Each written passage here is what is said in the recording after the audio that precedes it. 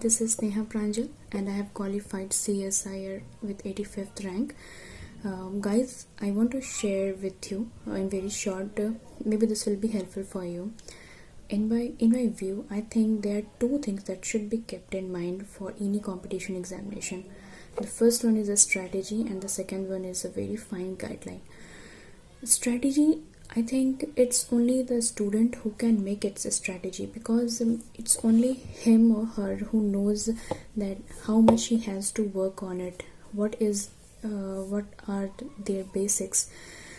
And so guys, you have to work on it very honestly. And for guidelines, I will simply recommend that you can follow Neha Taneja ma'am, because she helped me a lot in my preparation time, and very thank you for you ma'am for this. And at last, I just want to say that guys, the time I was facing, the circumstances and the time I was facing during my preparation time was very tough, and if I can do it, then you must, and you will definitely do it. You will definitely crack this examination.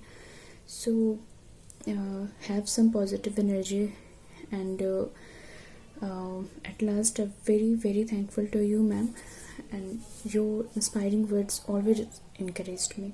Thanks a lot ma'am.